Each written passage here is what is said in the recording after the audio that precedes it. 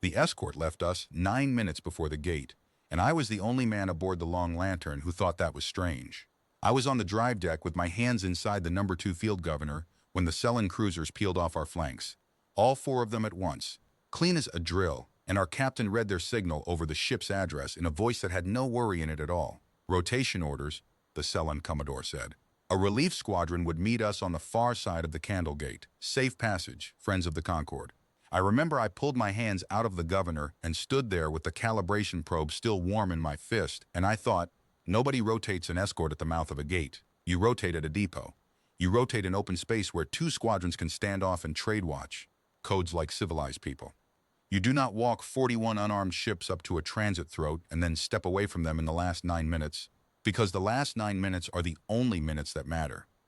I want to be honest about what I did with that thought, because everything that came after starts there. I did nothing. I was 31 years old, a yard engineer with grease on his collar, riding a tender at the tail of the Lantern Run with 2 apprentices and 600 tons of spare drive sections, and the Sullen Concorde had been Earth's ally since before my father held a wrench. 60 years of shared patrols. 60 years of their gates carrying our freight. You do not undo 60 years with a feeling in your stomach. So I logged the escort's departure in the maintenance journal, the way I logged everything, time-stamped to the second, and that entry outlived 31,000 people. The convoy was called the Lantern Run, and it was the whole of Hadley's Forge in motion.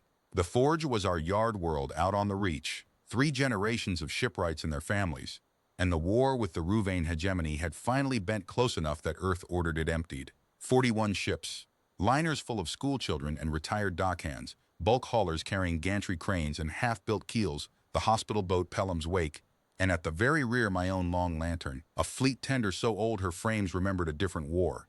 31,118 souls on the manifest. I have never once had to look that number up. We made the Candle Gate at the hour the Sullen schedule gave us, because their gates run on their clocks, and you arrive in your window or you do not arrive. The gate sat in full sun above the amber face of a gas giant, a ring of Sullen engineering 20 kilometers across, daylight pouring through its empty center like water through a wedding band. I had transited it 40 times in my life. The Marigold went through first. She was the biggest of the liners, 11,000 aboard, and her hull was painted white because she had been a pleasure ship once, and the sun off that white hull was the last unbroken thing I saw. The Ruvain were waiting inside the throat, not near the gate, inside its exit lane, dressed in the gate's own shadow on the far side, weapons cold so no sensor would flag them, sitting in the one volume of space where transit physics says a ship cannot maneuver, cannot raise shields, cannot do anything but coast, and pray for the 11 seconds it takes the field to release her. You cannot set that ambush with skill. I need whoever hears this to understand that, because I have spent 19 years making sure I could prove it. You can only set that ambush with the convoy's transit schedule, the gate's release timing, and the shield handshake ciphers that tell you to the half-second when each hull comes through naked. There were exactly 4 copies of that cipher set. I helped write the maintenance annex to one of them. Earth held 2 copies. The Sullen Concorde held the other 2. The Marigold came out of the field, and they opened her down the spine, bow to stern, one long deliberate cut, the way a man fillets a fish he is not in a hurry to eat. 11,000 people.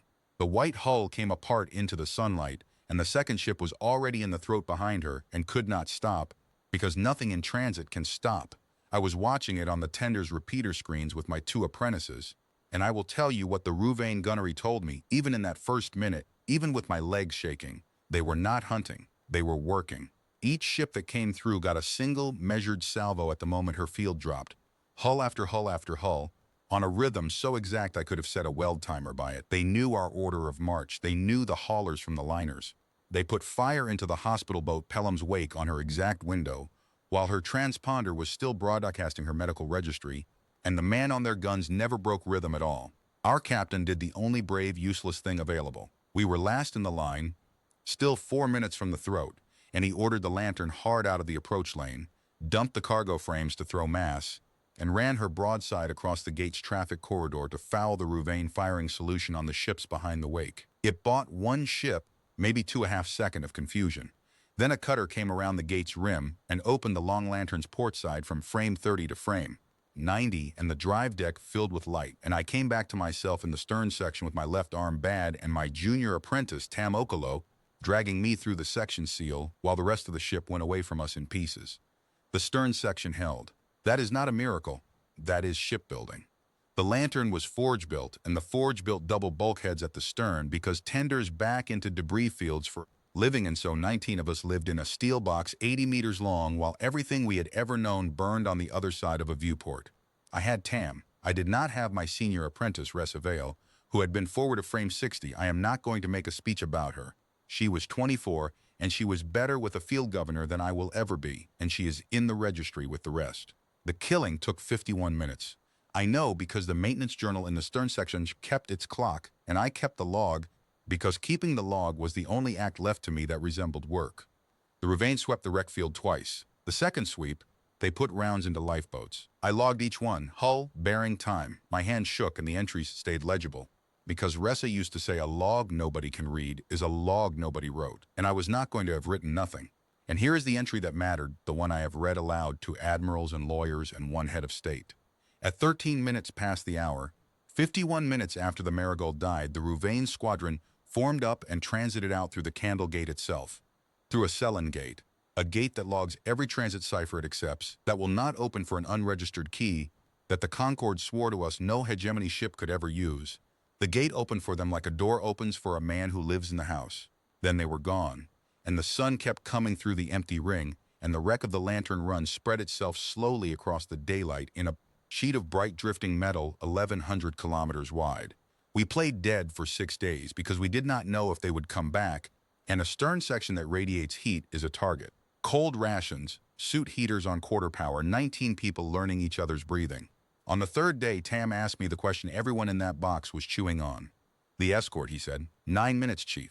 He was 19 years old, and he had done the same arithmetic I had, and I gave him the answer I then believed was discipline, and now know was the first stone of everything that followed. We don't guess, I told him. We log what we saw, we keep the times exact, and we hand it to people whose job is the truth. Guessing is how the guilty get to call you a liar. On the 6th day, a forged salvage tug named Auger Bay came looking for her own dead and found us instead. And her master wept on the comm when 19 answered her hail, because the rescue boards had the Lantern Run posted at no survivors. They lifted us out through the wreck field at dead slow, and the whole crew stood to the viewports in silence.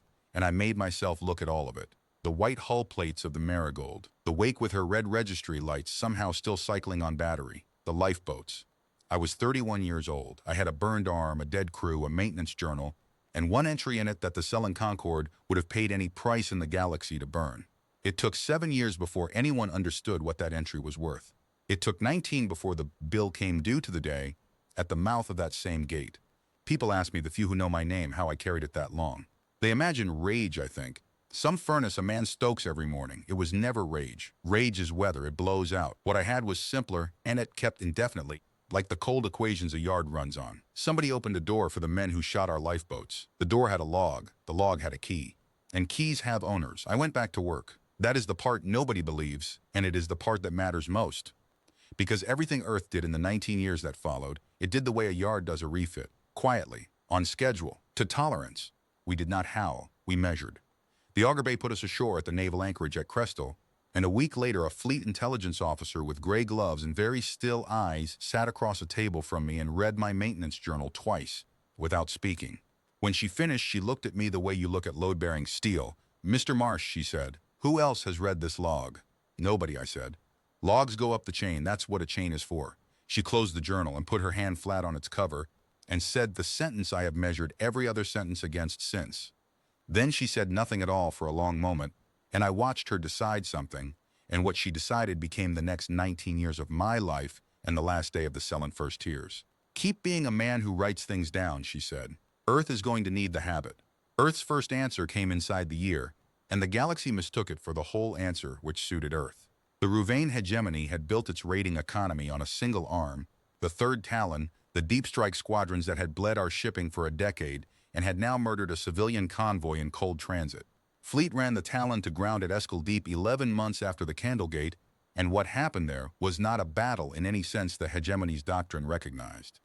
Earth came with 6 full battle groups against a raiding arm built to fight 3, refused every disengagement the Talon attempted for 2 days, hunted the squadrons through the shoal stars one by one, and accepted exactly 4 surrenders out of 209 hulls.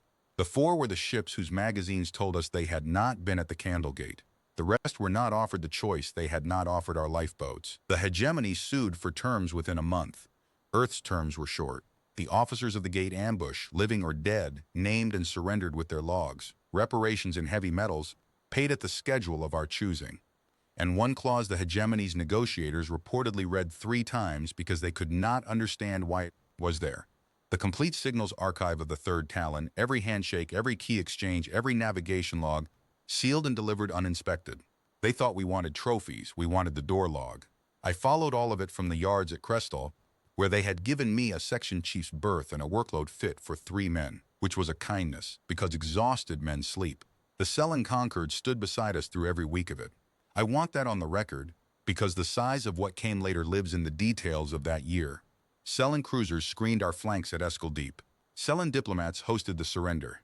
And on the first anniversary of the Candlegate, the first tier of the Sullen Concord, the 17 seats that had ruled the lattice for 400 years, sent its own high envoy to the memorial at Crestal to lay a wreath of white glass flowers for our dead.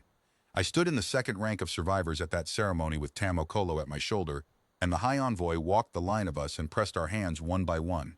And when she reached me, she said, in better standard than mine, that the conquered grieved as we grieved, and that the lattice itself would carry our sorrow to every world it touched. She had 6 fingers, cool and dry, and the most sympathetic eyes I have ever seen on any living thing, and I thanked her, because I am polite, and because my maintenance journal was a sealed exhibit in a fleet intelligence vault, and I had been taught all my life that you do not guess. The Concord also endowed what they called the Lantern Stipend, a pension for the survivors and the bereaved of the run, paid quarterly, generous, from the first tier's own treasury. I want to say I refused it on instinct. I did not. I took it for 6 years like everyone else. Later, when the documents were public, an auditor showed me the ledger line the stipend was drawn from, and the line above it in the same column, and the line above it was the armistice annuity the hegemony paid the Concord under their secret clause. They paid our pensions out of the price of our own blood and balanced the column, and I have wondered since whether that was contempt or simply bookkeeping. With the tier, it was always hard to tell the difference. 7 years. That is how long the lie held, and it did not fall to an investigator. It fell to plumbing, which an engineer could have told you, because everything falls to plumbing in the end. The hegemony tore itself open in a succession purge, the way it does twice a century, and one of the losing factions ran for the border in whatever would make burn. A prize crew off the frigate Callaway boarded a derelict that had gone dark 2 days into the run, a fat unarmed hull with no transponder, riding a decaying orbit at the edge of the Eskel Shoals. It was a signals archive ship. The purge had killed her crew at their consoles, politics being what it is over there, and nobody left alive in the hegemony remembered or cared what she carried. She carried the third Talon's master cryptographic ledger. The original, not the sanitized copy their negotiators had handed us under the treaty. And in that ledger, filed under a routine heading, logged by a signals officer who had no reason in the world to hide it from his own archive, was the complete record of how the third Talon came to hold a Sullen Gate cipher and the Lantern Run's transit schedule, 11 days before the convoy flew. I was at Crestal when the summons came, 2 officers at my section door at the start of first shift, and they flew me 18 hours without telling me why to a station I will not name even now, into a compartment with no viewports where the intelligence officer with the gray gloves was waiting. Older by 7 years, a Commodore's tabs now. On the table in front of her was a single sheet of hard copy. You wrote the maintenance annex to the Lantern Run's handshake cipher, she said. No greeting. Your notation is on the registry. I need you to look at a key signature and tell me what you are looking at. And I need you to be slower and more careful than you have ever been in your life. She turned the sheet around. I am a careful man. I have spent my whole life being careful the way other men are tall, without effort, without choice. I took 11 minutes with that sheet, and I checked the annex registers against my own memory, and then against the sealed copy they brought in. And the whole time the compartment was so quiet I could hear the gloves move when she folded her hands. And then I told her what I was looking at, which was the Convoy's shield handshake cipher, my own notation living in its third block, reproduced to the last character in a hegemony signals ledger, under a transfer header that recorded its provenance, its price, and its seller. Provenance delivered by diplomatic conveyance Celis Prime. Price, a war armistice. The hegemony to stand off the Sullen core worlds and the lattice in perpetuity. The clause to remain unwritten in any treaty, serviced by annuity. Seller, by warrant of the first tier of the Sullen Concord under the seal of the tier in session. 17 seats. The vote recorded. The vote was unanimous. I sat there with my hands flat on the table and I thought about white glass flowers and 6 cool fingers pressing mine, and the lattice carrying our sorrow to every world it touched, and I did not say anything for a long time because there was a real chance that what came out would be a sound and not words. When I could speak, I asked the only question I had. Does Earth know? I meant, does anyone above this compartment know? Has it gone up the chain? Is it real yet? It will by tonight, she said. And then, because she had read my journal 7 years before and knew exactly what I was made of, she told me the rest. You will want it shouted tomorrow, she said. Every survivor will.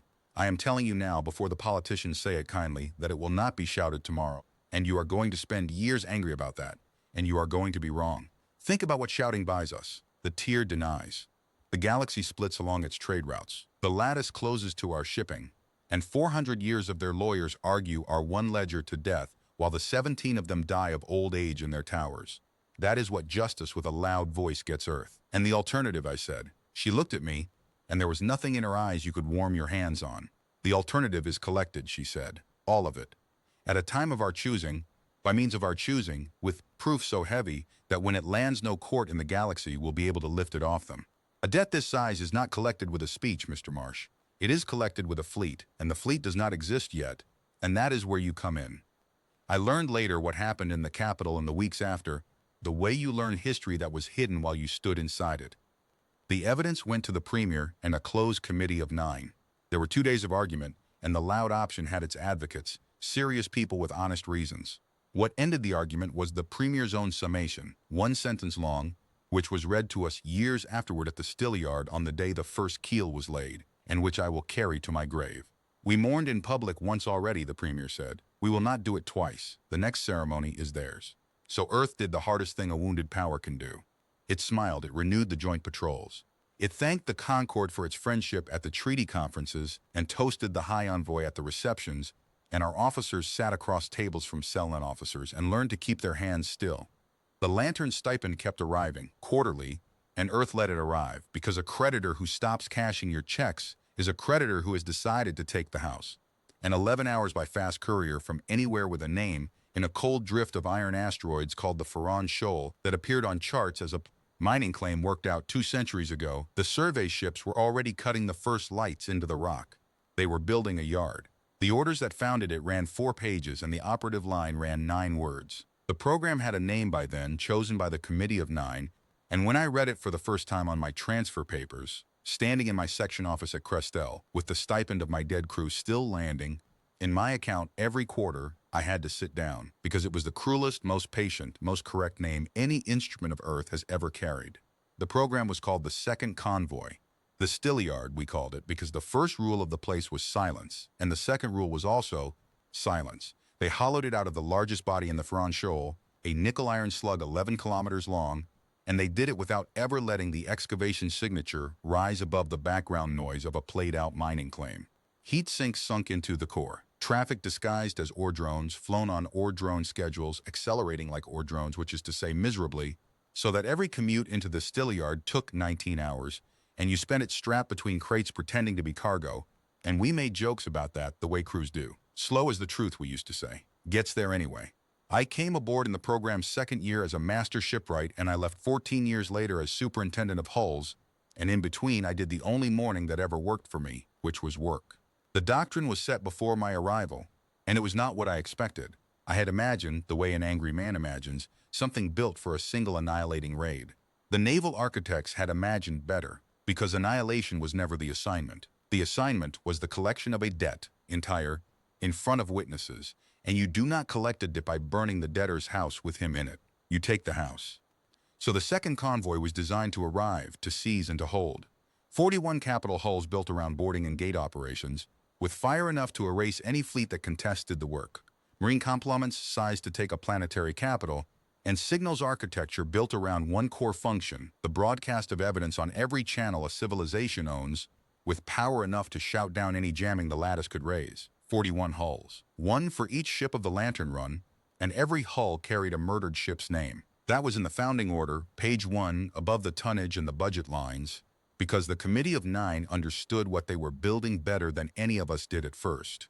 The Marigold came again as the assault carrier that would anchor the line, and her hangar deck was white, the only unpainted steel tradition broken in the whole program, white like a liner's hull in the sun.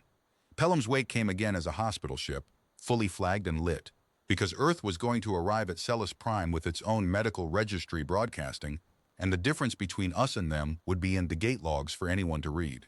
And the long lantern came again, hull 41. Last on the ways as she had been last in the line, a fleet tender grown teeth, and I will get to her. I laid hands on every keel.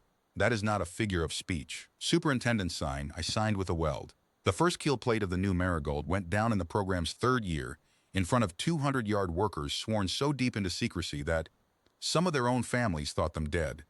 And the program director read out the premier's sentence. We mourned in public once already. We will not do it twice. The next ceremony is theirs. And then there were no speeches at any keel laying after that, because none were needed. The sentence was the speech. The hulls were the reply, rising one by one in the rock.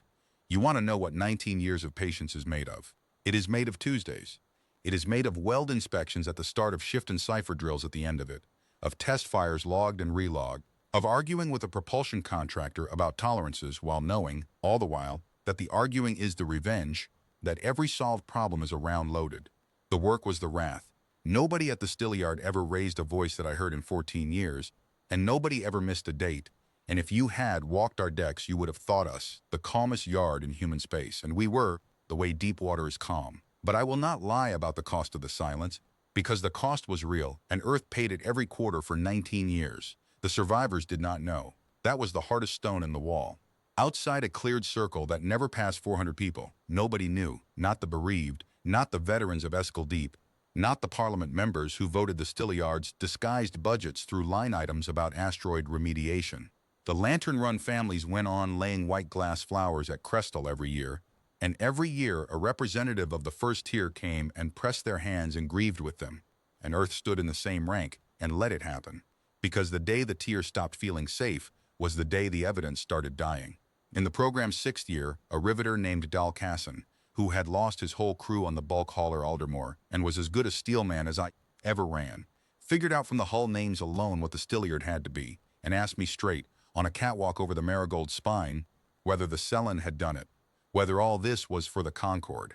He had earned an answer, and I was forbidden to give him one, and what I said instead was, Dal, when this yard's work is done, you will not have one question left in your body. He looked at me a long time. Then he went back to his seam, and he never asked again. And he was at the Candlegate 13 years later as a master chief on the ship that bore his dead crew's name. There were thousands of choices like that holding the silence together. People talk about the fleet we built. The Discipline was the bigger ship. Some could not carry it, and I will not pretend otherwise. We lost a cipher clerk in year 8, a survivor of the wake, who broke under the weight of knowing and tried to take the truth to a broadcast desk, and fleet security intercepted her at the shuttle dock, and Earth did not punish her. That matters to me. They retired her to a coast on Earth with her pension intact and a minder she eventually married, and the program director flew 6 hours to apologize to her in person for what the silence cost, and then flew back and kept the silence. We were not gentle in those years. But we were never once cruel to our own, and the distinction held, and I think it is the reason the rest of us could look at ourselves in the shaving mirror until the work was done. And the work, my God, the work. By year 10, the Stillyard was launching 2 hulls a year into the dark of the shoal, where they ran trials with their emissions cold against the iron. By year 12, we had a line of battle that no power in the spiral arm could have matched ship for ship, and it had never been seen, never been named, never fired a shot anywhere a sensor could log it. The crews trained in simulators against one scenario, only one, rehearsed so many hundred times that the Marines could walk the corridors of the tiered city blindfolded, because we had the corridors, every meter of them. From the maintenance surveys, the Concorde itself had hired human contractors to perform on its own capital. They never thought once about that. You hire the cheap, diligent species to fix your plumbing, and it fixes your plumbing, and it files the as-built drawings like the diligent species it is, and 400 years of being the galaxy's masters had bred out of the tier one thought that could have saved it. The thought that a servant who is always writing things down might one day read it all back. Tamokolo was at the Stillyard too. He had come up through the program on the signal side, my apprentice no longer, a department head with gray starting at his temples, and in year 13 he stood in my office hatch with a data wafer in his hand and a strange, flat look on his face and said, "Chief, you'll want to see what the registry section just confirmed." I asked him what I was looking at, the old question between us. The cipher, he said. The handshake cipher from the run, the one they sold. Sell-in registry practice is that a compromised cipher gets retired and struck from the gate registers. It was never struck. They couldn't strike it, Chief, because striking it requires logging a compromise, and logging a compromise creates a record of what they knew, so they buried it live instead. It is still in the lattice registry, 19 years deep, flag dormant. It is still a valid key. I sat with that for a moment, and the size of it kept unfolding the way the best engineering answers do. They sold the key to our door, Tam said quietly, and then they had to leave it in their own lock. I took the wafer up to the program director within the hour, and the operations staff took it from there. And that is the day the plan stopped being a fleet and became a sentence with a date on it. Because a valid cipher in the lattice registry meant the second convoy would not have to force the candle gate, or any gate. It could simply ask, in the convoy's own voice, with the dead's own key, and every door in the Concorde would open the way a door opens for a man who lives in the house. The 9th year gave us a lesson in what we were dealing with, in case anyone at the Stilla Yard had begun to soften. The first tier raised the lattice tolls that year, unilaterally, on bulk freight classes that happened, by careful accident of definition, to fall almost entirely on human carriers. It was a squeeze, old-fashioned and unhurried, the kind a landlord puts on a tenant he has decided is too comfortable. And the diplomatic notes that accompanied it were warm as ever, full of regret about maintenance costs and network modernization. Earth protested through the proper channels, mildly, the way a tame species protests, and then paid the new rates without further complaint, and I am told the Tiers Trade Ministry circulated a satisfied minute about the manageable temperament of human commerce. We have the minute now. It is in the case archive, exhibit something or other, one more page in the long file of them mistaking bookkeeping for meekness. What the tier could not see was what the toll hike did inside our own ledgers, which was to hand Earth's treasury men the exact pretext they had been waiting 3 years for. Human shipping lines responded to the squeeze the way any squeezed carrier legitimately responds. They consolidated, they expanded their lattice volumes to spread the new costs, they bought out marginal sell-in competitors who could not carry the rates, and every move was commercially defensible in front of any regulator in the galaxy, because the tier itself had created the pressure. By the 11th year, the toll hike meant to discipline us had instead deepened our hold on their arteries by 9 points, and the tier banked the revenue and felt strong. There is a kind of power so long unresisted that it can no longer tell obedience from an ambush, patiently assembling itself inside the shape of obedience. The 11th year was also the year the program nearly died, and I want this part in the record precisely because it never made the histories, and the men and women who carried it deserve their nights remembered. The Sell-in Charting Agency announced, that spring, a courtesy resource survey of the outer human reach, a routine cartographic gesture between allies, 11 flotillas of survey craft with deep-density scanners, and the 3rd flotilla's published route ran directly through the Ferran Shoal, through the Stilla Yard, through 11 kilometers of hollow iron holding 26 warship hulls in various states of completion and 4,000 sworn workers who did not officially exist. I was in the superintendent's chair by then, and I will tell you exactly what we did, because what we did was learned in a stern section 19 hours after the Candlegate. We played dead. The yard went to full silence over a span of 6 weeks. Every reactor banked to embers, every heat sink flooded. The workforce living on quarter power and cold rations among the unfinished hulls with their suit heaters turned down, and the whole drift given over to the emission profile of exactly what the charts said it was, a played-out mining claim radiating nothing but old machine bones and disappointment. 4,000 people held their breath in the dark for 19 days while Sell-in deep-density scanners swept the shoal, and I walked the silent ways of the Marigold with a hand lamp, past riveters sleeping in their suits between the frames, and I thought, they have made us do this twice. The first time we drifted quiet among our dead so the killers would not come back. This time we drifted quiet among our answers so the paymasters would not see it coming. I logged that thought, against regulations, in the private journal. The censors who cleared these memoirs let it stand, and I thank them. The Treasury men, meanwhile, were not idle, because playing dead is a shield, and Earth had learned to pair every shield with a screwdriver. A mining trust that nobody could connect to anything filed a claims dispute over the Ferran Shoal in the Ceylon commercial courts that same month, alleging exactly the kind of tedious boundary irregularity that requires a survey to be suspended pending adjudication, and the Tier's own courts, scrupulous as ever about property, granted the stay. The 3rd flotilla finished its sweep of the approaches, logged the shoal as unsurveyed pending litigation and moved on, and the litigation then proceeded to discover procedural complexities and is, I am delighted to report, technically still pending, their own courts held the door shut for us for 8 years. We did not corrupt a single judge to do it. We had simply read their procedure manuals, which they had not, the tier being a species of owners, and owners do not read the manuals. The help reads the manuals. The help always reads the manuals. The program's graves came in the 13th year, and I will name them because nobody else can now. A containment fault during cold drive trials aboard Hull 19, the Garnet Hollow, named for a bulk hauler that had carried fruit trees and school books to Hadley's Forge for 30 years. The fault was nobody's negligence. The inquiry ran a year and found a flaw in a casting that had passed every inspection ever devised and changed the inspection so it could never pass again. 4 dead. Yusra Halloran, drive engineer, Peter Voss and Aneka Voss, fitters, married 22 years on the same watch by their own request. Koji Arai, apprentice, 19 years old, the same age Tam had been in the stern section, the same age the program was about to turn. We buried them in the iron of the shoal itself by the consent of their families, who were all yard families and understood, and the program director read the founding sentence over them. We mourned in public once already and could not finish it, and Dalcassin finished it for him, and we went back to work on the next shift because the date does not move, and they had known that better than anyone. I think about the 4 of them every time some lecturer calls the second Convoy a bloodless masterpiece. It was not bloodless. It was paid for in the only blood we ever again intended to spend, which was our own volunteered eyes open. That is the cost of the cold way. You take the casualties up front, in the yards and the silence, so that on the day itself the only people who die are the ones who earned it.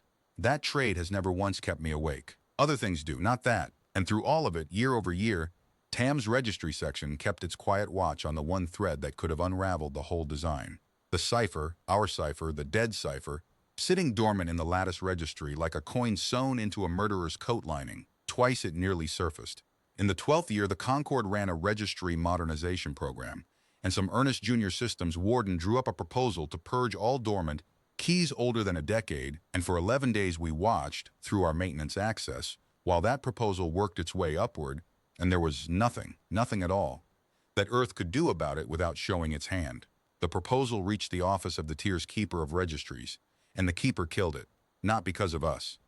Because purging the dormant diplomatic class would have required a formal audit of each key's provenance, and a formal audit of that particular key would have created a record, and the one thing the 17 could never afford was a record.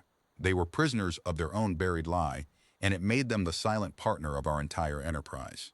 Every year they chose again to leave the key in the lock rather than confess what the key had opened. Every year, in effect, the first tier of the cell in Concord voted unanimously in secret to keep our door open for us. The second time, in the 14th year, was closer, and all I will say of it even now is that a Cellin archivist came within one signature of cross-referencing the right 2 files, and that the file request was lost in a transit system data fault that the inquiry afterward attributed correctly to a maintenance error. Human maintenance. We filed the incident report ourselves in triplicate with apologies. The Concord docked the contractor's fee, and the contractor paid the penalty without complaint, and the tier's satisfied auditors moved on, having once again encountered the manageable temperament of human commerce. 19 years, people say to me, as though the number were the remarkable thing. The number was never the remarkable thing. Any species can wait if it goes to sleep.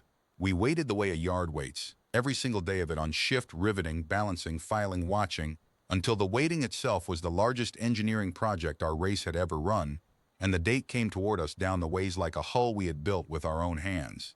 A fleet was half the instrument.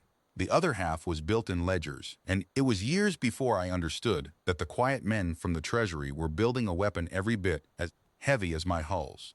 It began in the program's 4th year with shipping. Human carriers started underbidding Cellin freight lines on the long lattice. Routes modestly, sustainably, the margins explainable by our lower crew costs, and the Concord's merchant houses shrugged and ceded the thin routes, because that is what you do with thin routes. Then the thin routes fattened. Earth's lines took losses for a decade that would have gutted any honest commercial firm, and the losses were quietly made good out of accounts that audited as pension funds, and by year 15, 53% of everything moving through the lattice moved in human hulls, and the Concord's tolls had become, without one Cellin noticing the shape of it, a tax collected mostly from us, payable in a currency whose flow we could stop. Then the debt. The first tier's treasury had floated bonds for 4 centuries on the full faith and credit of the lattice, and those bonds traded through banking houses on a dozen worlds, and one by one, over 12 patient years, Holding companies with no traceable connection to Earth bought them. Never aggressively, never enough at once to move the price. A pension consortium here, an insurance combine there, a mining trust in the Ferran Shoal of all places, and if any single analyst had assembled the whole picture, he would have found that by year 16, 61% of the first-tier sovereign debt was held by entities that would, on a particular future morning, all turn out to have the same ultimate owner. One Cellin came close. A young auditor in their own Treasury Service flagged the concentration in year 14, wrote a careful memo, and was ignored by his superiors because his superiors had spent 400 years being the richest institution in the spiral arm, and rich institutions do not read memos from the basement. Earth, which does read them, quietly bought the bank that employed his pension and made sure he was promoted somewhere pleasant and far from ledgers. He was the only one of them who looked, and the gates themselves. This is the part that still makes naval historians put down their pens, and it was the simplest part of all because nobody hides from the help. The lattice was old, and the tier was cheap, and human engineering contractors had been winning lattice maintenance tenders since before the Candlegate, honestly, on price and workmanship. After the Candlegate, Earth made sure we never lost one. For 15 years, human crews serviced the transit rings of the Cellin Concorde, replaced their field spires, recalibrated their synchrony clocks, filed their as-built drawings in triplicate like the diligent species we are, and by year 17 there was not a gate in the lattice whose maintenance schedule, override architecture, and Defense Interlocks Earth did not know better than the Concorde's own gate wardens. We did the work well, I want that understood. Not one gate ever failed under human maintenance. We are not the tier. When we are paid to keep a thing alive, it stays alive, even if we are keeping it alive the way a hangman checks the trapdoor hinges. The evidence case grew alongside, in a vault under the Fleet Law Directorate, and they built it the way I built hulls. To survive stress no reasonable person expected. The Talon's master ledger was the keel, but a keel is not a ship. Over the years they laminated onto it the Candlegate's own transit log, recovered intact during a maintenance rotation, showing the Rouvain Squadron's exit transit accepted under a tier-warranted diplomatic key. The financial spine of the armistice annuity, traced payment by payment from a hegemony treasury conduit into the first tier's accounts, the same accounts that paid the lantern stipend, the cruelty of it documented to the decimal. Affidavits from 2 Rouvain signals officers who had survived their purge by running to us, taken under oath before neutral magistrates from 3 non-aligned worlds who were told they were certifying war crimes testimony for the historical record, which was true. And in year 17, the capstone, the Talon's old paymaster himself, washed up stateless after the second purge, who traded everything for protection and an obscure, comfortable death, and who confirmed on record the one detail that the lawyers said would close every door of doubt in every court in the galaxy. The tier had not been deceived or coerced or desperate. The hegemony had not even approached them first. The first tier of the Cellin Concorde had opened the negotiation. They had offered us. The Convoy had been their idea of a reasonable price for their own safety, proposed across a table by the same High Envoy, who later pressed our hands at Crestal, and the hegemony's negotiators had been so surprised that they asked twice whether the offer was genuine. I read that deposition standing in the vault with the gray-gloved Commodore, who was an admiral by then and running the whole directorate, and when I finished I asked her the question that had been sitting in me for 10 years. Why us? Not why did they do it. I understood the arithmetic of cowardice by then. Why did they think they could? She had thought about it longer than I had. Because we were useful, she said. And they mistook useful for tame. 400 years at the top of the lattice, and they have never once been collected on. Debt is a thing that happens to other species. Memory is a thing that happens to other species. They watched us mourn at their ceremonies for 19 years, and they felt warm about it, Marsh. They felt generous.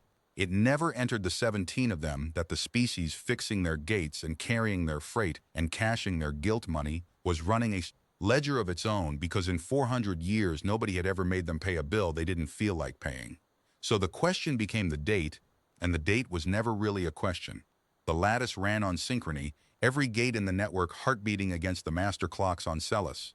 Prime, and once a year the whole network stood down in rolling sequence for resynchronization, a maintenance window 4 hours long, during which gate defense interlocks ran on manual authority, which is to say, on the authority of whichever crews held the maintenance contracts. Human crews. They had scheduled it themselves, the Concorde's own gate wardens, decades deep in habit, on a fixed date in their fixed calendar, and when the operations staff converted that date, in year 17, and found what it fell on in hours, the planning room went silent, and the senior watch officer, a man with no poetry in him at all, is recorded in the minutes saying, "Gentlemen, I do not believe in Providence, and I will not be told this afternoon that I have to." The resynchronization window, the 4 hours in which every door in the Cellen Concorde would stand unlocked from the inside by Earth's own hands, fell each year on the anniversary of the Candlegate. To the day, the Committee of Nine took the date to the Premier, the new Premier, a woman who had been a treaty lawyer at the hegemony surrender and had carried the secret her whole career since, and she signed the operational order that afternoon, and they say she read the founding file first, all of it, the journal of a tender's engineer logging lifeboat kills, with a steady hand at the bottom of page after page. I do not know if that story is true. I know what she wrote on the order because the order hangs now, declassified, in the Memorial Archive at Crestal, 4 pages of dry operational language, and at the foot of the last page, above her signature, one handwritten line. 19 years to the day. Let them learn what we are owed. Collect it all. In the 15th year, the tier tried to buy one of us, and Earth's answer to that attempt is my favorite single move of the whole long game, because it was the move where their own corruption was conscripted into our service, and never even felt the harness go on.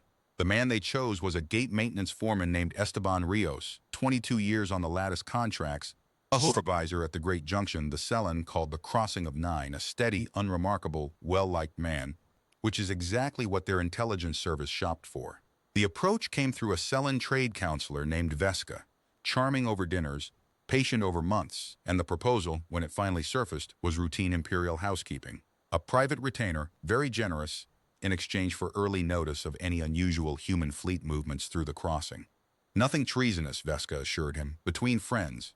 The Concorde simply liked to know things early. Surely a man with daughters in university could understand the value of knowing things early. It was not suspicion of the program. We established that beyond doubt, and it matters. The tier suspected nothing to the end. It was simply what they were. They bought men the way they bought everything, reflexively, as insurance, because somewhere in the back of the imperial mind lived the knowledge of a debt unpaid, and that knowledge expressed itself not as conscience but as appetite for surveillance. Guilt in the tier metabolized directly into watchfulness, with no intermediate stage of regret. Rios finished his dinner, agreed to think about it, went home, and reported the whole thing to his contract security officer before midnight, because he was a lattice maintenance man, and if there is one species-wide trait the tier never priced correctly, it is that you cannot run a civilization of log keepers and expect bribery to stay unlogged. Within a month, Fleet Counterintelligence had taken over his side of the correspondence, and for the next 4 years, Esteban Rios, under instruction, accepted the tier's money and fed Counselor Veska a curated river of true, verifiable, worthless information. Human freight schedules that were exactly as published.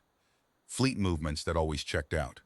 The tier's intelligence service graded him reliable, then highly reliable, then came to lean on the Crossing of Nine as their best window into human traffic in the whole outer lattice. And so, by the 18th year, the Concorde's early warning picture of human fleet activity ran, in its most trusted channel, through a man whose every report was drafted in a basement on Crestal. On the day itself, the tier's warning system did not merely fail. It reassured them. Veska's last requisition for Rios's retainer was filed 6 hours before the Marigold came through the Candlegate, and the report it paid for, truthful as ever in every checkable particular, noted heavy seasonal ore convoys and no unusual naval activity. Rios's retainer, untouched in trust all 4 years, was donated after the verdicts to the Memorial Fund at Crestal, under a donor name listed only as a friend of the Convoy. The galaxy's historians made much of our fleet and our ledgers.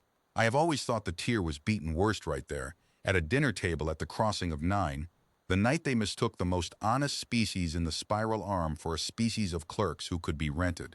The same years gave the lawyers their final exhibit, and the tier handed it to them personally, which has a justice to it that I still turn over in my hands on bad nights like a smooth stone.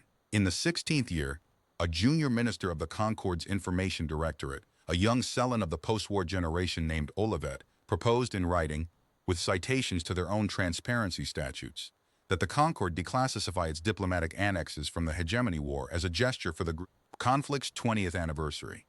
An innocent proposal from an innocent civil servant who believed his government's archives held nothing worse than ordinary embarrassments. The first tier convened in closed session to consider it, and voted unanimously 17 seats to seal the war annexes for a further 200 years and to reassign Minister Olivet to cultural affairs and their own minute system, scrupulous as ever, recorded the session, the vote, and the one sentence of deliberation the keeper of registries permitted herself, which was that certain instruments of state survival would not benefit from anniversary sentiment. Our maintenance crews, servicing the capital data spine that year under contract, archived the minutes in the routine course of their duties, the diligent species doing what it is paid to do, and the prosecution entered that session at trial as proof of ongoing concealment, the count that converted 17 defenses of "we wear different leaders" then into ash. 11 of the 17 seats had changed occupants since the Candlegate. All 17 current occupants had voted to keep it buried. The debt had not aged out. It had been re-signed in their own hand 4 years before we came to collect it. By the 17th year, the question in the Committee of 9 was no longer whether or when, but in whose voice, and I sat in on the session where they settled it, because the Admiral wanted the keeper of the log present for the decisions that would need remembering. The military staff assumed the broadcast would open with the Premier. The lawyers assumed it would open with the senior prosecutor. The committee listened to both, and then the oldest member, a man who had been at the Crystal Wreath ceremonies every single year of the 19, said no and said why, and his reasoning is the closest thing to wisdom I ever heard spoken in a sealed room. If a head of state speaks first, he said, the galaxy hears a power move and starts calculating its own interests inside the hour. If a prosecutor speaks first, the galaxy hears a verdict and braces against it, because verdicts from the strong are cheap. But the tier spent 19 years performing grief alongside our bereaved, pressing their hands, paying their stipend. So the first voice the conquered hears will be one of those hands. Let them be greeted by grief they thought they had purchased and filed. There is no counter-broadcast to that. There is no fleet maneuver against it. They chose Maris Odell, retired schoolteacher of Hadley's Forge, forewoman of the Crestel Memorial Association, who had taught mathematics to a generation of yard children and buried 400 of her former students in the registry of the Lantern Run, and who had stood every anniversary within arm's reach of the tier's envoys and pressed, as she put it when they asked her, every cool hand offered to me, because my mother raised me polite and the dead deserved better than a scene. They flew her to the Capitol, and the Premier briefed her personally, the whole file, 19 years of it, and the record of that meeting notes that when it was done, Maris Odell sat in silence for a time and then asked one question only. Will I be permitted to read all 41 names or only some? All, the Premier said. Then we will manage, Odell said.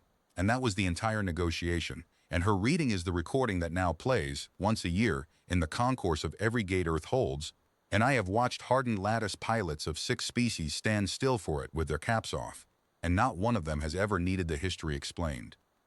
The bill of carriage was signed that winter, the formal instrument of the whole undertaking, and the name was the lawyer's, and it was exact. Not a declaration of war. You declare war on equals you intend to negotiate with afterward. Not a writ of vengeance. Vengeance is private, and this was an audited public act. A bill of carriage is the document a carrier presents that states what was entrusted, what was lost, who bears liability, and what is owed, and Earth's bill, 4 pages, dry as dock dust, entered into the record of 3 non-aligned courts in advance under seal, stated the cargo as 31,118 lives, the carrier of record as the Selen Concorde by virtue of its escort and its gates, the liability as total by virtue of the sale, and the sum owed as the lattice, the warrant fleet, the treasury, and the 17, payable on presentation. We presented it 19 years to the day, at the hour the maintenance window opened, and I have told you how the door answered. Hull 41 went down the ways in the 18th year, and she was the long lantern, and I had saved her for last on purpose, the way you save the toast at a wake. She was a tender in name, because the order said the second convoy would mirror the Lantern Run hull for hull and roll for roll, and the planners had honored it with a straight face. Their tender was a fleet logistics ship that happened to carry battle group command facilities, and the heaviest broadcast array ever lifted into the dark. The flag would fly from the Marigold. But the voice of the operation, the transmitters that would read the evidence into every receiver in the Concorde at power levels no jammer in the lattice could touch, the voice lived in the Long Lantern, and I do not believe any man who worked the program thought that placement was an accident. The first Lantern's last act had been fouling a firing solution so 2 more ships of the line could live a few seconds longer. The second one would foul a different kind of solution, the 4-century-old solution in which what happened to us could be denied, reframed, mourned over, and survived. I laid the final weld on her myself at the base of the broadcast array, with the yards standing around me in their hundreds in the rock-lit cold, and I will tell you what I scribed beside that weld, because it is there now, under the paint, transiting the lattice somewhere as I speak. I scribed the maintenance journal's entry number for the escort's departure. Not a name, not a slogan, a log reference. Anyone can read a slogan. The entry is for the ones who keep the logs. The crews mustered through that winter, and the crewing policy was the one piece of sentiment the Committee of Nine ever allowed itself, and it was the right piece. Survivors of the Lantern Run and the bereaved of its dead had first right of birth by application, fitness permitting, and 11,000 of them applied for 4,000 qualifying billets, and the ones who came aboard came with their dead's names sewn under their collars, which was never in any regulation and which no officer in the fleet ever once told them to remove. Dal Casson stood Master Chief of the Aldermore. Tamacolo had the Long Lantern Signals Department entire, and his old console chair from the first Lantern, recovered from the stern section that saved our lives and held in fleet stores for 18 years by somebody who understood, was welded to the deck of the new ship's broadcast room, not for use, for witness and me. The superintendent of hulls is a yardman. Yardmen do not sail. The admiral with the gray gloves settled it by writing me onto the fleet manifest herself under a title I suspect she invented. Keeper of the log, attached to the flag with one duty, to be present, to watch all of it, and to write it down. You began this with a journal? She said. There were procedures 40 different ways, and she stepped past every one of them. Earth's case will be read out by lawyers and proven by ledgers, but somewhere in the room there has to stand a man who is in the rec field, keeping the times exact. That is a load-bearing position, Marsh. It has been since the 6th day you drifted. The rules of the day were issued under seal to every captain, and they ran 2 pages, and they were the coldest and cleanest pages Earth ever wrote, and I am going to give you their shape, because the shape is the whole moral of this story. The first tier, its persons, its warrant fleet, its treasury, and its instruments of rule were declared forfeit, debtors in default, subject to seizure and judgment. The Cellin people were declared whole, no city fired on, no civilian hull touched, no reprisal taken against any Cellin who did not raise arms in the tier's defense, medical registry broadcasting from the hour of arrival. The lattice, the gate network entire, the source and substance of the tier's 400 years, passed to Earth in perpetuity as principal on the debt. And every action of the day, from the first transit to the last sentence, would be performed in the open, recorded, and broadcast, because the difference between an execution and a murder is witnesses. There was a last conference aboard the Marigold before we sailed, all 41 captains in the White Hangar, and the fleet commander, an admiral named O.C. Brandt, who had been a lieutenant at Eskel Deep, said the only thing I ever heard him say that was not operational. They will call this vengeance, he said, and vengeance is a hot word and we will not argue with it. But you have all read the file. For 19 years, every quarter, they paid our widows out of the price they were paid for our dead, and balanced the column and slept. Whatever is about to happen to the first tier, it is not a thing we are doing in heat. It is the coldest invoice ever served, and you are the couriers. Deliver it exactly, add nothing. The addition is what they would do. We sailed in the 18th years last month, and we sailed slow. Because we sailed disguised, the whole second convoy strung out through human commercial space in fragments, riding registered freight lanes under freight transponders, battle groups masquerading as ore convoys, and colony trains on schedules a year in the making, all of it converging by stages on the approaches to the Candlegate, and not one intelligence service in the galaxy saw the shape of it, because the shape had been hiding in our freight statistics for 15 years. We had taught the Lattice's watchers that heavy human traffic toward the Candlegate was the most ordinary sight in space. We were the boy who delivered the firewood every morning. Right up until the morning, the bundles were rifles. I stood my watches on the Long Lantern's broadcast deck with nothing to superintend. A passenger with a journal, and I will be honest about those weeks. They were the longest of the 19 years. Work had carried me through everything. And now the work was done, and there was only the approach, hour over hour, the plot crawling, the gate growing in the navigational displays like a date does. Tam found me at the rail of his broadcast room on the last night, the 2 of us older men now, and we stood where his old chair was welded down, and he said, "Chief, you know what I keep thinking about? The 6 days. Quarter heat in the suits. You logging the lifeboats." He shook his head slowly. I was 19. And I thought we were the last people in the universe writing anything down, and it turned out the whole species was about to start. At the final waypoint, the disguises came off. Transponders shifted from freight registries to fleet registries in one rolling wave, hull by hull, and the dark filled with names. Marigold, Aldermore, Pelham's Wake, her medical lights burning. 41 ships of the dead lit and announced, forming the order of march of the Lantern Run, exact to the original convoy plan, with the Long Lantern falling in last, the way she had been last, and over the fleet channel, there was not one word of ceremony, just the watch officer's bearings and closure rates, which was its own ceremony, the only kind we had practiced.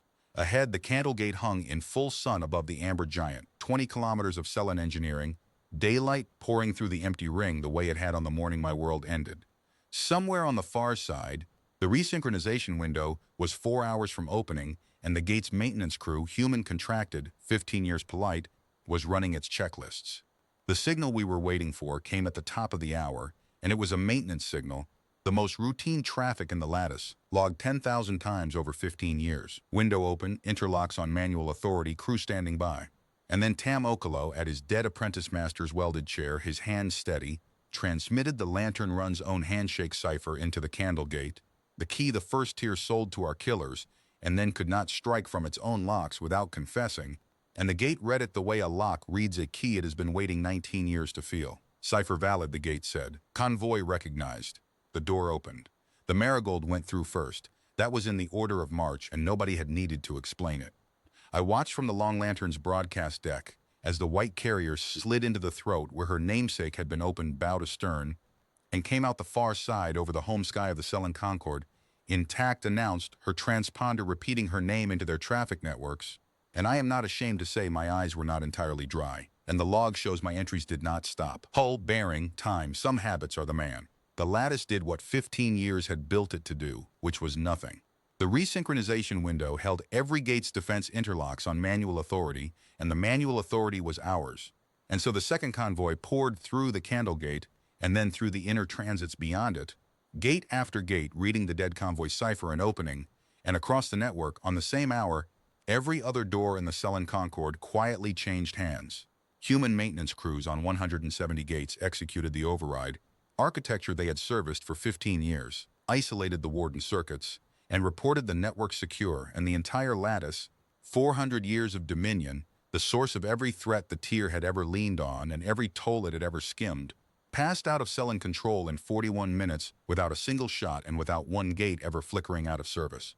We are not the tier. The trains ran on time all day. Celis Prime filled our forward screens by mid-morning, blue, amber, and beautiful, ringed with the orbital terraces of the wealthiest world in the spiral arm, and the second convoy took up station above it in the order of the Lantern Run, 41 ships in convoy formation over the capital of the people who had sold the first one.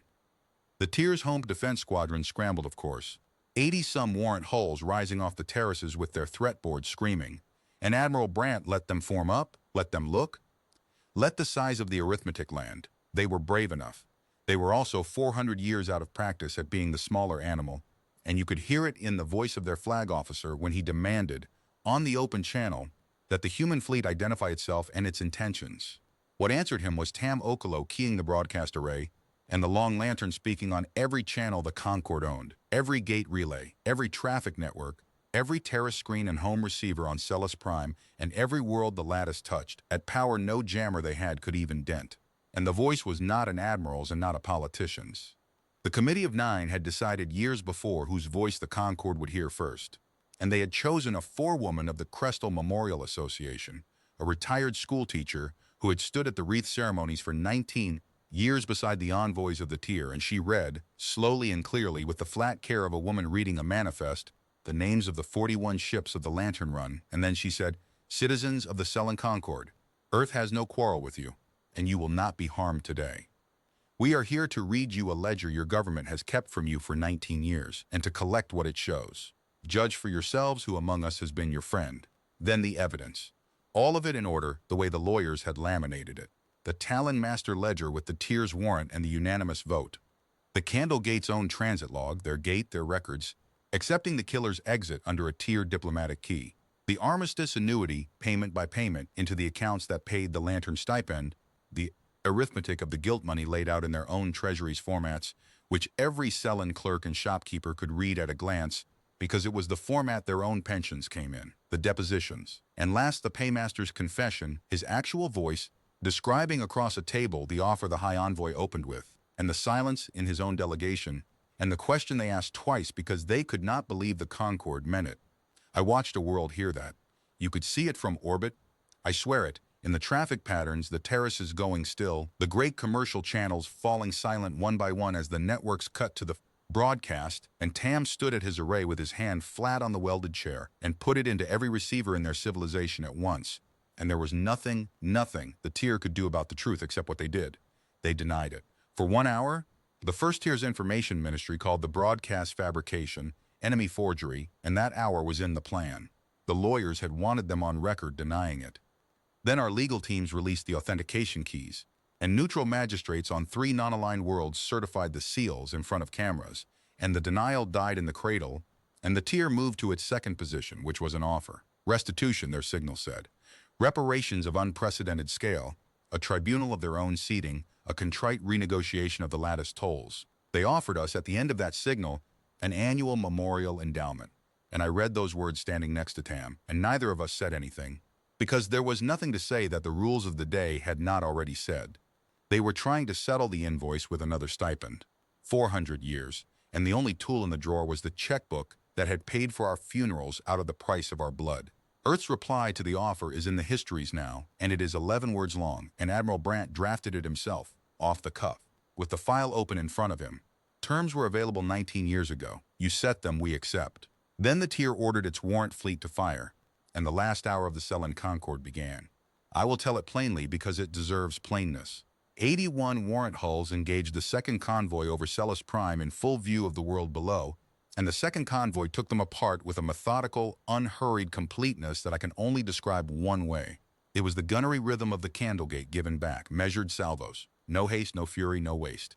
Our fire discipline held so exact that not one round in the whole engagement entered the planet's atmosphere, not one terrace was scorched, and the Concorde's orbital traffic recordings, which we preserved and entered into evidence, show human point defense crews retasking in mid-engagement to intercept Cellen wreckage whose decaying orbits threatened the civilian rings.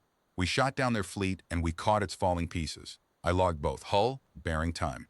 49 minutes after the first salvo, the warrant fleet's survivors struck their colors, 11 hulls of 81, and were boarded and disarmed, and their wounded taken aboard Pelham's Wake, whose medical registry had broadcast through the whole engagement, the way the first wakes had been broadcasting when the Talon's gunners put fire into her on her exact window. The comparison is the point. The comparison was always the point. The difference between us and them is in the logs of both days, and Earth has published both, side by side, and invites the galaxy to read them whenever it finds our verdict harsh. Then the Marines went down to the tiered city, into corridors they had walked 10,000 times in simulation, built from our own as-built drawings. And there was almost no fighting, because the tier's guard regiments looked at the sky and at the broadcast, still running on every screen in the capital, and decided, in their majority, that 400 years of wages did not cover this. The 17 seats of the first tier of the Cellen Concord were taken into custody in their own. Council Tower before sunset, capital time, on the anniversary to the day of the Candlegate, and the only casualty of the entire ground action was a tier under minister who fired a ceremonial pistol at a Marine sergeant and was disarmed with a broken wrist. The sergeant filed the incident report in triplicate. Of course she did. It is what we are. The High Envoy was among the 17. They say that when the Marines reached her, she was at her window, watching the second convoy hold its formation in her sky, and that she asked, with what the arresting lieutenant described as genuine confusion, why Earth had waited so long, why we had smiled at the ceremonies, why we had taken the stipend all those years if we knew, as if patience were the deception, as if the fraud had been ours. The lieutenant's answer is in his report, and his report is in the archive, and his answer was, "Ma'am, you have mistaken bookkeeping for forgiveness." And he said it, the report notes, politely, because the rules of the day required it, and then he read her the warrant, and her hands, the report notes, were very still. The night after the arrests was the strangest night I have ever stood a watch through, because nothing burned, and I had to learn hour by hour what a world sounds like when it is reading. The tiered city did not riot. The terraces of Celis Prime filled after dark, millions of Cellen coming out of their towers into the public levels, and our threat assessment teams watched the crowd density climb and braced for the convulsion every occupation in history has taught soldiers to expect, and it never came. They were not gathering against us. They were gathering under the public screens, family groups, work crews, whole guild houses together, standing in the warm night in their tens of thousands reading the ledger as it scrolled, the annuity line and the stipend line, the unanimous votes, the sealed annexes, the High Envoy's opening offer, and the sound that came up from the terraces to the Marine pickets was not a roar. It was a murmur, the sound of 100 million people doing arithmetic, and every Cellen I have spoken to about that night describes the same instant when the Arithmetic finished the moment of understanding that the stipend their government had paraded for 19 years, as the Concorde's compassion had, been drawn from the killer's annuity that they, all of them, every taxpayer of the lattice, had been made unwitting shareholders in the price of the lantern run. An old dock engineer from the third terrace put it to me years later, over tea, in the precise way of his people. We went to our windows to see the fleet that had conquered us, he said, and the longer we read, the clearer it became that the fleet had not come for us at all. It had come for 17 people who had been robbing the house for 400 years, and the strange grief of that night, Mr. Marsh was learning the robbery was the smallest thing they had done. Aboard the Pelham's wake, the wounded of the warrant fleet were already in human surgical bays, 190 of them lifted out of the wreckage their own tears. Orders had made, and I went across by boat on the second day because the keeper of the log belonged wherever the day's meaning was thickest, and it was thickest there. I stood in a recovery ward while a human surgeon, sleeves bloody to the elbow with Selin copper green, worked down her rounds, and in one of the racks a young warrant officer, a gunnery lieutenant no older than Tam had been in the stern section, watched her with the particular confusion of a man whose entire cosmology has been shot away cleaner than his ship was. He asked her, finally, why. Why the human fleet had cut his squadron apart at noon and then sent boats into the debris by afternoon. Why the species he had fired on was grafting his arm back.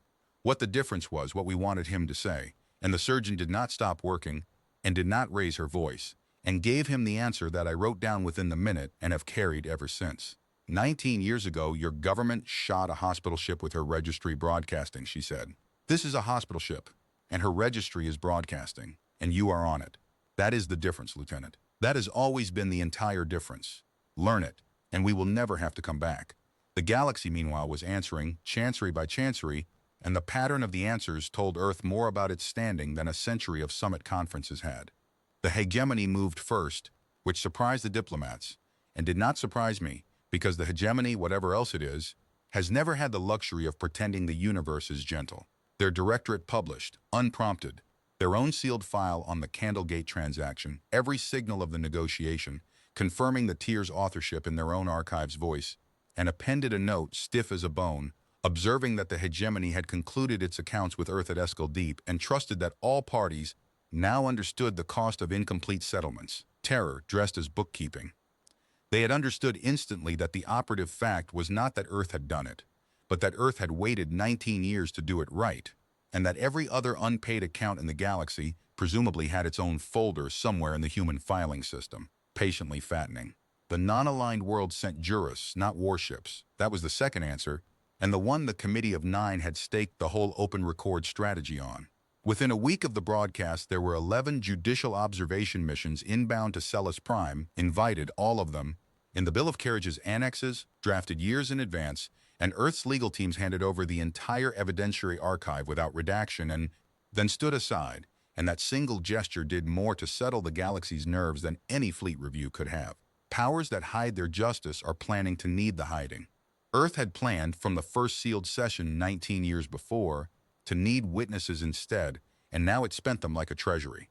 And the warrant fleet's 11 surviving captains were brought aboard the Marigold on the third day to sign the instruments of surrender, and their senior officer, a scarred old Commodore named Tessely Vorn, who had fought her ship until the magazines were dry, and then struck rather than spend her last 100 crew on a gesture, stood across the table from Admiral Brandt in the White Hangar, and asked the question her whole service was holding its breath on.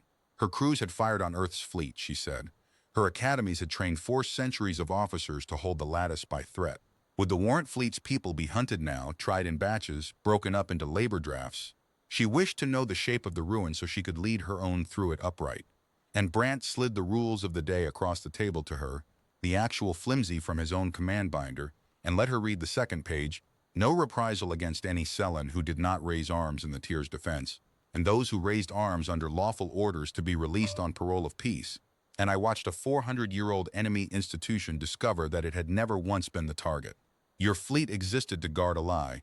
Brandt told her, not unkindly, the lie is in custody. Go home, Commodore. Teach your cadets what their gates are actually for, and the parole will never come up again in your lifetime or theirs. She signed. They all signed. And on her way off the hangar deck, the record shows, Tessely Vorn stopped at the white bulkhead where the Marigold's company had stenciled, small at the order of no one, the names of the 11,000 who had died aboard the first ship to carry the name. And she read them for a while, and then she did a thing no regulation of ours or theirs covers, and saluted the bulkhead, and the deck watch returned it. And that exchange, between a beaten fleet and a remembered one, is in the log too. I made sure of it. Hull, bearing, time. Some entries you keep because the chain of evidence requires them. Some you keep because the species does. On the fourth day, I went down to the planet myself with the document teams into the council tower of the tiered city because there was one artifact the case still wanted for the trial, and the archivists had found it exactly where the registry said it would be, 400 levels up in the tier's own instrument vault, filed under treaties in force. The original warrant, the physical instrument of the Candlegate sale, 17 seals in actual wax, the Concord being a civilization of ceremonies, the vote tally inscribed by the keeper of registries in a hand so beautiful it took a moment to register what the words were agreeing to. I had verified its language years before from the hegemony's copy, but I had never stood over the thing itself, and what I felt was not what I had braced for. No heat, no shaking. Just the old yard floor clarity I felt over a flawed casting. A thing made wrong on purpose by people who knew better, pulled from the hull at last and tagged for the inquiry. I photographed it in place, logged the chain of custody, and carried it down 400 levels myself in a sealed case, through corridors our Marines had learned from our own as-built drawings, and handed it to the prosecution at the foot of the tower in front of 11 jurisdictions' cameras. The 17 had kept it. Through 19 years, through every chance to burn it, the tier had kept the warrant of the worst thing they ever did, filed, preserved, beautifully penned, because they were a civilization of registries and could no more destroy a sealed instrument than we could stop keeping logs. I have heard 100 theories about why, and I believe the simplest. They kept it for the same reason they kept the cipher in the registry. Destroying it would have meant admitting, in the privacy of their own procedures, that it was evidence. And admitting it was evidence would have meant admitting that somewhere in the galaxy there might one day be a court. There was. It convened that week, in their own concourse, under their own daylight, and the warrant they had so carefully preserved was the first exhibit read into its record.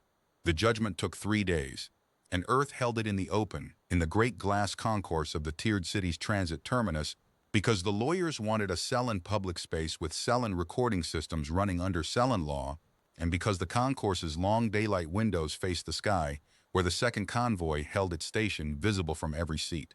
It was not a show trial, and I say that as the man who kept the log of it. The 17 were given counsel of their choosing, and they chose well, the best advocates in the Concord, and those advocates did their work without interference for 3 days, and the record of every objection they raised and every ruling they won is published beside everything else. The panel was mixed by design. 2 human jurists, 2 cell-in high magistrates who had been on nobody's payroll, and the senior justice of a non-aligned world who had certified the depositions years before without knowing what they fed. Earth did not need to weight the scales. That is the cold heart of it. When you have spent 12 years building a case to tolerance, you can hand it to honest strangers and let it stand on its own keel. The defense had 2 arguments in the end because there were only 2 available. The first was necessity. The hegemony would have come for the core worlds. Millions of cell-in lives stood in the balance. The tier chose its own people. Any government would have done the same. The prosecution answered it with the paymaster's deposition, read aloud a second time. The hegemony had not been coming for the core worlds. There had been no ultimatum, no threat in being. The tier had not bought safety under duress. It had purchased insurance at a price of 31,000 allied civilians, and had opened the bidding itself, and the cell-in magistrates, reading their own government signal traffic from that month, concurred in that finding, both of them, in written opinions that their own people could check against the archives. The second argument was the one I had waited 19 years to hear answered, because it was the argument of the wreath ceremonies and the stipend and the 6 cool fingers pressing mine. The tier had grieved with us, their counsel said. Whatever the ledger showed, the Concord's sorrow had been real, its friendship in all other matters substantial, 6 decades of alliance unmarred by any other breach. Could one act, however terrible, outweigh 60 years?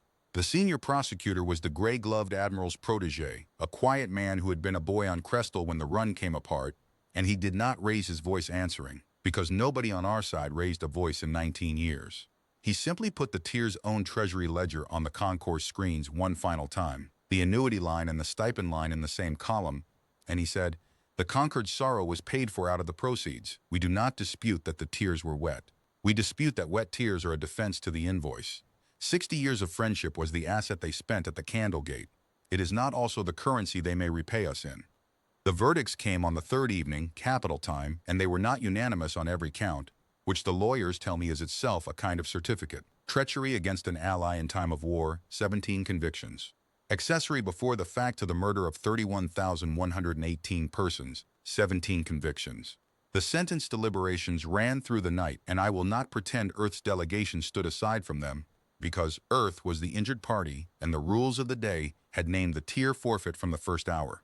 But the sentence that came out of that mixed panel at dawn was harder than the one Earth's own lawyers had drafted, and the hardest voice in the room, the record shows, was the elder of the two Sullen magistrates, who wrote that her people could not begin to be clean of this until the 17 were gone entirely from the world, and that mercy shown at the top of the tiered city would be a second theft from the dead and a first theft from every honest Sullen now living under the weight of what was done in their name. They asked for mercy. I was in the concourse when the 17 were brought to hear sentence, and 4 of them, the high envoy among them, exercised their right of final address, and what they asked for, each in their own register, was mercy, commutation, exile, confinement, and contemplation. The high envoy spoke last and best, because she had always been the best of them at speaking, and she said that mercy was the one good that could still come out of the Candlegate, that Earth now held the lattice and the ledgers in the future, and that what Earth chose this morning would tell the galaxy forever what kind of power had inherited the Spiral Arms roads. She was right about that last part. It is the only thing she was ever right about in my hearing. The presiding justice asked the injured party whether it wished to be heard on the question of mercy before the panel ruled, and the concourse went very quiet. And Admiral Brandt stood, and he did not consult the paper in front of him, and the line he spoke is now carved at Crestal, beneath the 41 names of the ships. Mercy was available at the Candlegate, he said. It was theirs to sell along with everything else, and they set its price at 31,000. We have come to pay exactly what was asked, and not one life more and not one life less. Earth waives nothing. The panel did not commute. The sentence was carried out at noon inside the law, on the record, with counsel present, in the manner prescribed by the Concord's own statutes for treason at the highest seat, and I will not describe it beyond that, because the rules of the day forbade spectacle, and so does my own stomach. I will say what I logged. 17 names, 17 times, a steady hand. It is the last page of the journal I began in the stern section of a dying tender, and when it was done, I closed the book and found that my hands did not know what to do without it. After 19 years, and Tam Okolo stood with me in the concourse daylight while I learned how to put a thing down. What Earth took, it kept, and what it had promised, it kept better. The Concord was dissolved by its own surviving institutions within the season.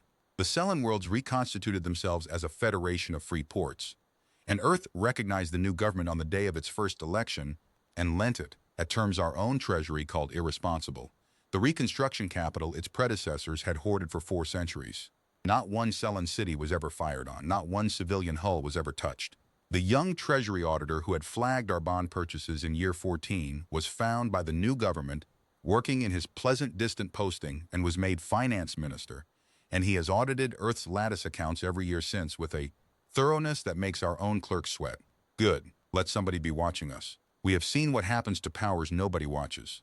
The lattice runs under the carriage authority now, Earth's instrument, tolls published, books open, and the tolls are lower than the tiers were because Earth does not need the skim, it needed the keys. Every gate in the network carries the same standing notice in its registry, in Standard and in High Sullen, and ships transiting read it whether they wish to or not, the way you read a plaque on a bridge.